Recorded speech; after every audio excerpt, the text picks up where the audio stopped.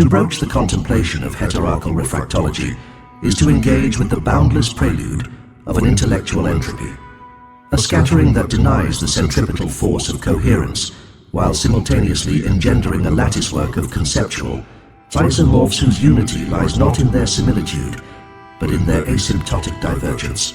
Herein, the very scaffolding of knowledge does not merely fracture, it metastasizes, proliferating loci of disjunction, where thought ceases to adhere to its own predicates and instead refracts into an infinitude of heteronymous intensities. The opening gambit of refractology is to dissolve the illusory primacy of the monocentric subject, for to posit the subject as foundational is to anchor the unanchorable, to erect a monument upon the liquefied terrain of perpetual sublation. Instead, one must conceive of the subject as an epiphenomenon of interstitial tension, a flickering interval born from the collision of asymptotes.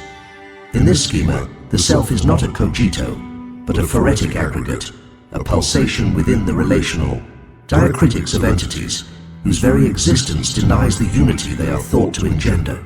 Heterarchal refractology posits a radical inversion of ontological architecture, wherein being is no longer the ground upon which thought erects its edifices, but rather the residual sediment of a process that perpetually obliterates its own conditions. It is not that the real is inaccessible, but that the real is the unceasing annihilation of access itself. In this annihilation, the vectors of intelligibility are refracted into planes of irreducible contradiction, such that each concept becomes its own negation, not in dialectical synthesis, but in the incommensurable proliferation of its antinomies. To elucidate this framework, consider the notion of the prismatic interstice. This construct refers not to a space between entities, but to the very event of their interrelation, a hyper-topology wherein every point of contact generates a kaleidoscopic dispersion of ontological and epistemological axes. The prismatic interstice is not merely the site of interaction, it is the genesis of multiplicity, the crucible of heterarchal differentiation. Within this construct, causality is dethroned, supplanted by a mode of relation that operates through what might be termed transvection, the non-linear, non-sequential co-emergence of entities whose very existence is predicated on their mutual incoherence. The ethical ramifications of heterarchal refractology are as destabilizing as its ontological claims. Traditional ethics presupposes a stable substrate of agency, a locus of decision-making that can be oriented toward the good, the just, or the true.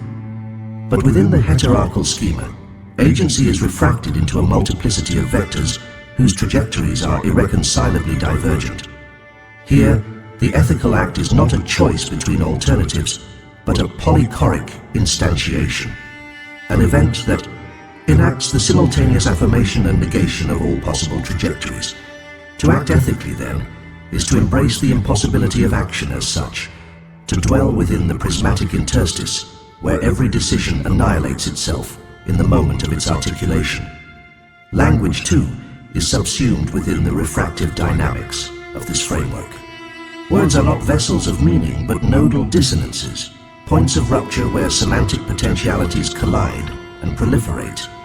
Communication becomes a kind of epistemic diffraction, a process whereby the attempt to articulate generates an endless cascade of interpretative fragments. It is not that meaning is lost, but that meaning is rendered infinite, uncontainable, and thus perpetually elusive.